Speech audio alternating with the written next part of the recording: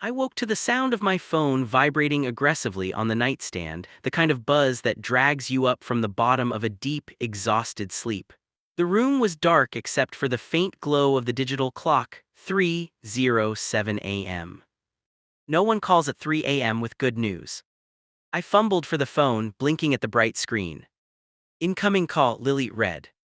My stomach dropped. My 20-year-old daughter was in her second year of college 2 states away. She wasn't the type to call in the middle of the night unless something was wrong. Lily, I croaked, already sitting up. Sweetie, what's happening? All I heard at first was noise, music thumping, people shouting and laughing, the unmistakable echo of a nightclub. Then her voice cut through, tight and breathless. Dad, thank God you answered. I need help right now. My heart thudded painfully. Are you safe? Her voice cracked. My card got declined at the club. I gave it to the bartender for the tab and now they won't let me leave until I pay it. Dad, I need you to send me $3,000. 3,000 at a bar. My brain jolted awake.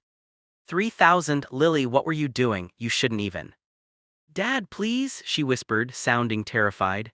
They're saying they'll call the police, or make me stay in the back until someone pays. I don't know what that means, but I don't want to find out. The line crackled. I felt the cold grip of panic coil around my chest. Put someone on the phone, I said. A manager, a bartender, I need to talk to them. I can't, she hissed. They're mad, Dad, please don't make this worse.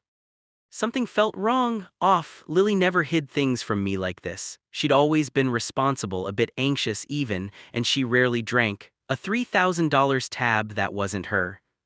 Sweetie, tell me the name of the club, I said, trying to keep my voice calm. I don't know, something with an X, or maybe Velvet. I didn't look, Dad, please, I'm scared. I need the money now or I don't know what they'll do.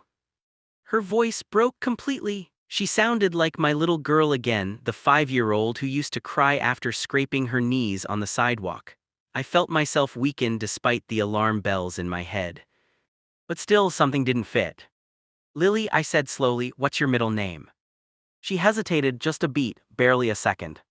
But enough. Dad, I don't have time for. Click. The line went dead.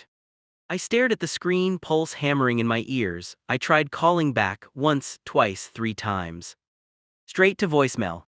I threw off the blankets and paced the room, breathing hard, trying to think. Should I call the police, the campus, her roommate? Before panic could swallow me whole, my phone buzzed again.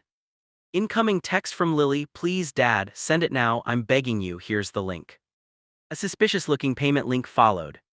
That was it. I froze, staring at it, dread and anger coiling together in my gut. Not my daughter, I whispered, not her voice.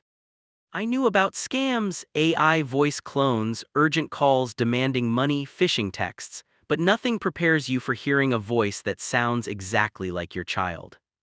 I dialed Lily's actual number again, not the one from the previous incoming call. 1 ring. 2. 3. Then, Dad, she murmured, groggy, clearly waking up. Are you okay? Relief crashed into me so hard my knees buckled. Lily, are you safe? What? Yeah, I'm in bed. Why? I sank down onto the edge of the mattress, shaking. I told her everything, the call, the noise, the panic, the plea for $3,000. Oh my God, she whispered. Dad, that wasn't me. I know. You really thought. I thought you were in danger, I said softly. Any parent would. She was quiet for a long moment. I'm so sorry you went through that.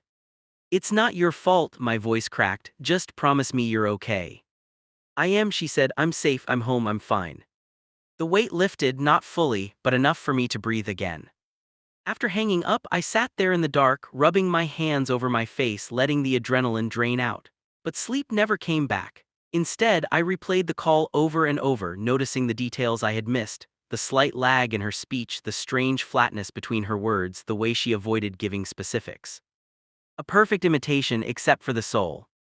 By morning, the fear had settled into something else. Anger at whoever had tried to exploit a parent's worst nightmare and gratitude that I hadn't fallen for it. Later that day, I got a notification on my phone. Unknown number blocked for suspected impersonation scam. I stared at the message for a long moment, then exhaled. That night I called Lily again just to hear her real voice. warm, human, alive. "Dad," she said gently, "I'm really okay and I love you." "I love you too," I said, "more than you know." And I meant it.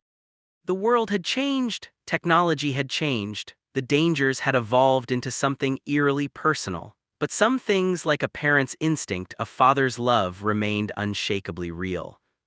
Even at 3:07 a.m.,